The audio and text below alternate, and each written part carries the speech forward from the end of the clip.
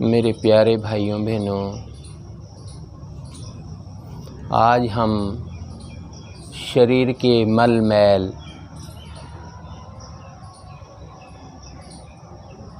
उनमें प्रमुख मल मैल वात पित्त कफ। आयुर्वेद में वर्णन है वात पित्त कफ जब हमारे शरीर को सुखकारी और सुचारू रूप से सेवा दे रहे होते हैं तो वो मल नहीं कहलाते हैं।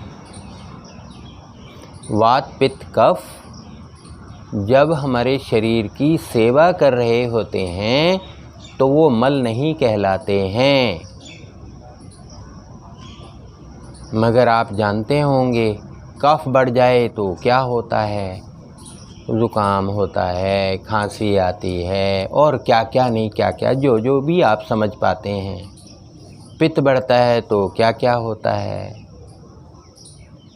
गर्मी लगती है, कहीं लाली आती है, गरम गरम हीट निकलना शुरू हो जाती है, वायु बढ़ता है तो पीड़ा, भिन्न भिन्न प्रकार की पीड़ा।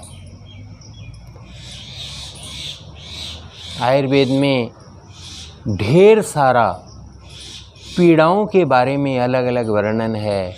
सुई चुभाने सी पीड़ा, दबाने सी पीड़ा, खींचने सी पीड़ा, सो मनी। और हर पीड़ा के पीछे क्या कारण है, इतना विस्तार है कुछ छोड़ा ही नहीं। आज के मनुष्य के लिए आयुर्वेद में कुछ भी नया ऐड कर देने की सामर्थ्य नहीं है। जिसे कहते हैं ना संपूर्ण ज्ञान। रिसर्च आप कर सकते हैं। रिसर्च का अर्थ होता है जो ऑलरेडी है आप उसे दोबारा सर्च करके ला रहे हैं। वो आपके दिमाग से कहीं खो गया था तो आप रिसर्च कर रहे हैं। तो वात पित्त कफ, ये दोष, ये दो ऋतुओं में शरीर के भीतर फूल जाते हैं। यूँ कि भाई ये कपड़ा जो है ना, ये कपड़ा ये आप पानी में भिगो देना और वॉशिंग मशीन को 6 घंटे ऐसे ही छोड़ देना। यूँ कि जी क्यों, इसका मैल फूल जाएगा। इस प्रकार दो ऋतुओं में जो दूषित वात पित्त कफ की तहें हैं, जो हमें बीमार कर रही हैं, बूढ़ा और बूढ़ा कर रही हैं, वो फूल जाती हैं। एक ऋतु है शरद ऋतु जो वर्तमान में चल रही है। वर्तमान में इस समय कौन सी ऋतु चल रही है? शरद ऋतु चल रही है। कब होती है शरद ऋतु? जो वर्तमान में चल रही है। मोटे तौर पर मेरे उन भाई बहनों के लिए ऐसे शब्द मुझे बोलना पड़ते हैं ताकि उन्हें भी समझानी आए मैं कहना क्या चाह रहा हूँ। दशहरे से पहले शरद ऋतु शुरू होती है और दिवाली के आगे पीछे दशहरे से पहले शुरू होती है, रक्षाबंधन के आसपास समझिए जो भी है, और फिर दिवाली से थोड़ा पीछे वो ख़त्म हो जाती है। 2 महीने का टाइम रहता है हर ऋतु का। आजकल कोई श्योरिटी नहीं है कि कोई 2 महीने रहे या एक ही महीने आए। इसलिए उस पर कोई आर्ग्यूमेंट नहीं है। तो वो शरद ऋतु जो है उसमें वात पित्त कफ फूल जाते हैं। इसी प्रकार वसंत ऋतु में अंतिम पखवाड़ा, वसंत ऋतु के अंत के 15 दिन, शरद ऋतु के पहला जो स्टार्ट है वो, और वसंत ऋतु का अंतिम काल है वो, उसमें भी वात पित्त कफ जो दूषित होते हैं वो फूल जाते हैं। उन्हें शरीर से अतिशीघ्र बाहर फेंका जा सकता है। इसीलिए हमारे देश में पंचकर्म की क्रियाएं केवल इन्हीं आवर्स में की जाती थीं। 365 दिन में कभी भी विस्तृत पंचकर्म की क्रिया नहीं की जाती थी, जिसे कहते हैं overhauling of body with in that time span. 1 महीना, 15 दिन, 2 महीने वो पेशेंट पे लगाए और उसका होल बॉडी ओवरऑलिंग किया, तो यही काल होते थे। भूल जाइए आज क्या हो रहा है इन सब बातों को। ये समय बहुत महत्वपूर्ण है। ऐसे मान लीजिए वात पित्त कफ ही नहीं फूल जाते हैं, हर प्रकार के मल मैल फूल जाते हैं। शरीर अधिक से अधिक मल मैल यहाँ से भी डिस्चार्ज करेगा, आपने अभी बताया, नीचे से भी डिस्चार्ज करेगा। और अगर आपको वमन, उल्टी जो है वो आपके लिए बड़ी सामान्य क्रिया है, कुत्ते से सीखिए ये बात। कुत्ते को बहुत अच्छी तरह पता होता है कि वो घास के ऊपर के हिस्से को क्यों खा रहा है, उसे ये बात पता होती है। वो उल्टी लाना चाहता है, कुत्ते से सीखिए।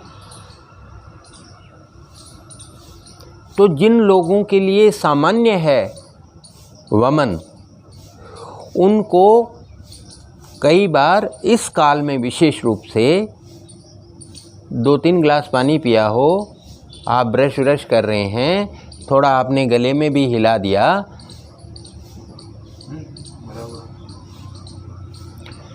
मतलब जिस व्यक्ति को उल्टी नहीं जल्दी से आती है उसे कुछ भी कर लो, इन दिनों में प्रयत्न किया जाए तो वो वमन क्रिया अच्छी कर सकता है, क्योंकि दोष फूले हुए हैं, जल्दी छूट जाएंगे। मैल फूला हुआ है, जल्दी छूट जाएगा। तो ये ऋतुकाल इतना महत्वपूर्ण है। इस ऋतुकाल में अगर आप चाहें तो अपने आप को 25% स्वस्थ कर सकते हैं। फिर अगला ऋतुकाल आएगा वसंत के, फिर आप 25%, फिर अगला शरद आएगा, फिर 25%, अगला वसंत आएगा, फिर 25%। मगर पहले अपने में रहना तो सीख लीजिए।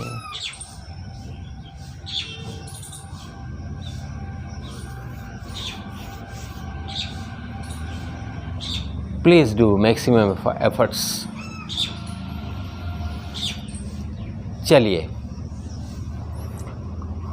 आज इस सेशन का समापन ओम के उच्चारण से करेंगे।